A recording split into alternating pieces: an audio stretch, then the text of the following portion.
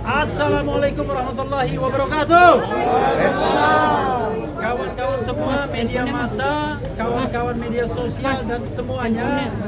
Pertama-tama kami mengucapkan terima kasih yang sebesar-besarnya sudah berkenan menunggu kami.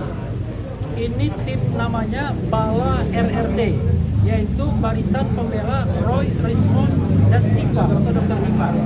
Karena memang kuasa yang diberikan kami Bala RRT itu hanya kepada 3 orang saja, ya, dari 3 orang, bukan kepada 3 orang, dari 3 orang saja, yaitu prinsipal yang merupakan klaster kedua yang akan masuk sesungguhnya pada pukul 14.00.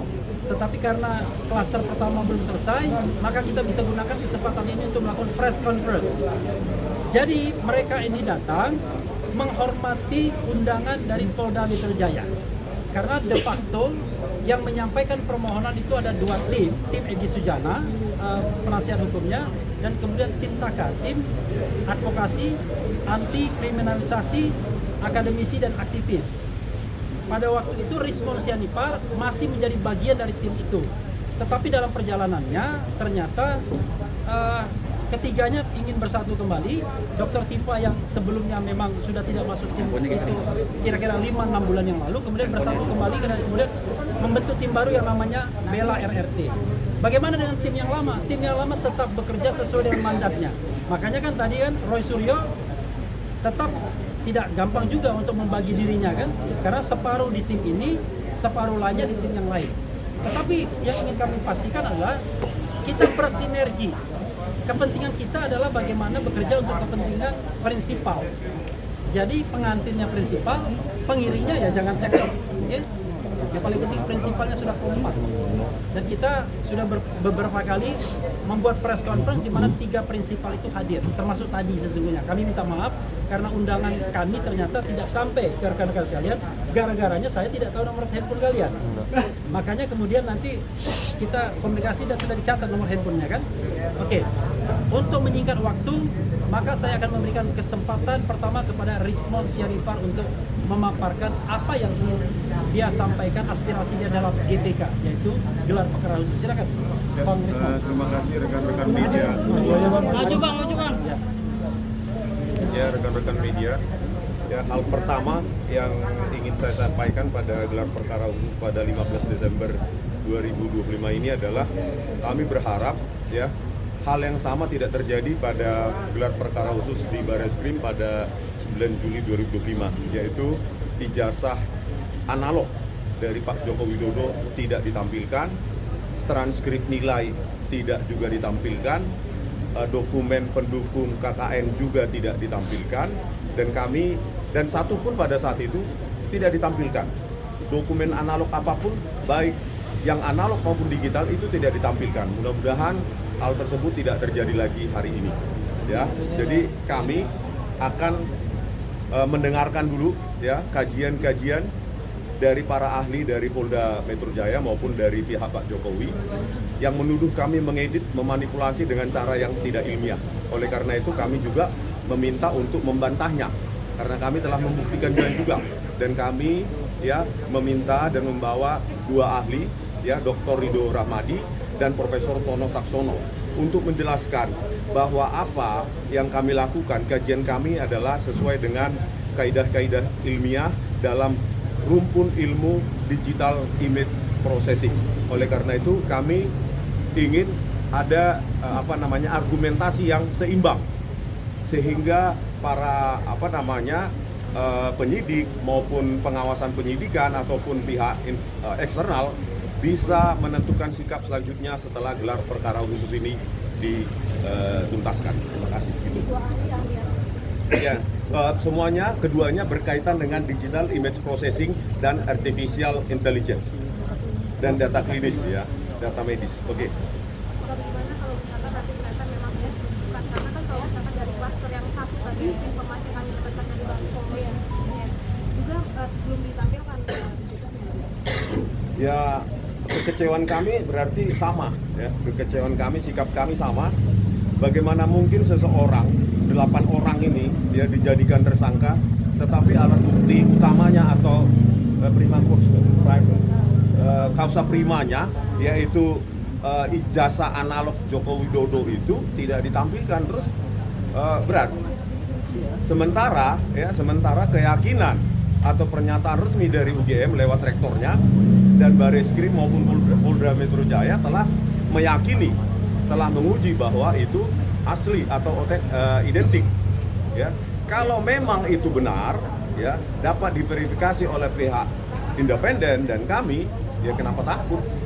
Itu aja. Dan kami berbeda dengan klaster yang pertama, kami juga akan menuntut supaya dokumen-dokumen pendukung dari Pak Joko Widodo, yaitu ijazah analognya, transkrip nilainya, dan dokumen pendukung KKN-nya ditampilkan secara jelas dan terang.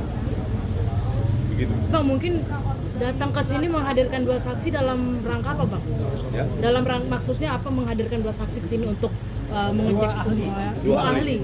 Ya, kan selama ini dalam proses keputusan penersangkaan kami itu kan didasarkan sepihak ya, ahli yang dihadirkan di Polda Metro Jaya yang diperiksa atau diambil keterangannya di depan penyidik.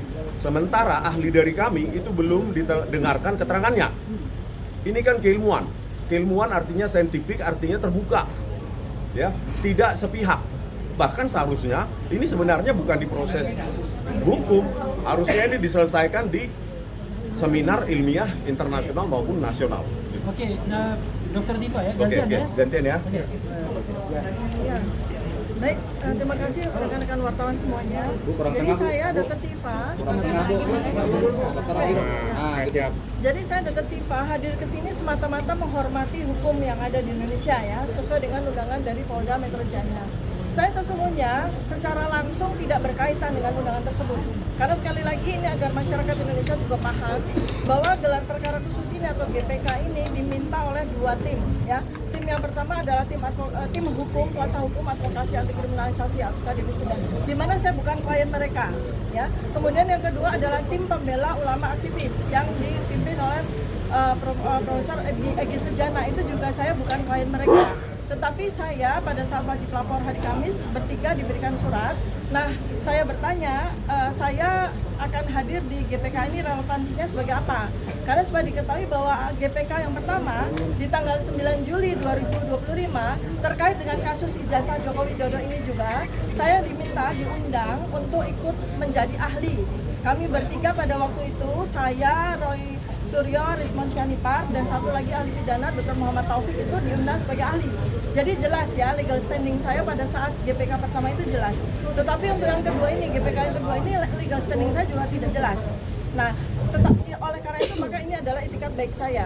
Tetapi saya melihat bahwa GPK ini sebagai sebuah peluang bagus untuk masyarakat Indonesia agar kami 8 orang tersangka ini menjadi wakil dari sekalian semua rakyat Indonesia untuk sekali lagi menuntut ataupun meminta sebuah dokumen yang sudah 11 tahun menjadi bahan pertanyaan dari rakyat Indonesia, bahkan membuahkan 2 korban yang dipidana, yaitu Pak Bambang Tri dan Gus Nur ya. Untuk diketahui juga bahwa seandainya pada hari ini GPK sekali ini ijazah tersebut yang sudah ada saksinya ya, bahwa ijazah itu ada di Polda Metro Jaya, sudah ada 3 saksinya.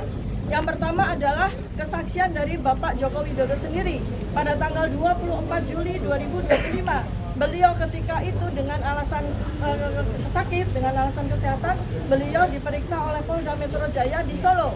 Di kediaman beliau menyatakan bahwa ijazah tersebut disita oleh Polda Metro Jaya. Artinya memang ijazah tersebut seandainya ada di sini, ada di kantor ini. Kedua adalah kesaksian dari Polda Metro Jaya sendiri yang menyatakan bahwa ijazah sudah ada di Polda Metro Jaya. Itu kami. Dan yang ketiga adalah kesaksian dari pemeriksa kami pada saat kami menjadi tersangka. Kami tanya apakah ijazah Joko Widodo ada di Polda Metro Jaya, mereka mengatakan iya ada. Nah, jadi artinya pada hari ini tidak ada alasan sedikit pun bagi Polda Metro Jaya untuk tidak menunjukkan kepada kami. Karena kami ini warga Indonesia, warga negara Indonesia yang dilindungi oleh undang-undang, melakukan hak kami sebagai peneliti dan sebagai warga negara untuk memberikan pertanyaan, dan kami ini dikriminalisasi dengan pasal-pasal yang sangat berat. Atas dasar hak warga negara, atas dasar hak kemanusiaan, sebaiknya Polda Metro Jaya menyampaikan kepada kami supaya ini semua menjadi jelas.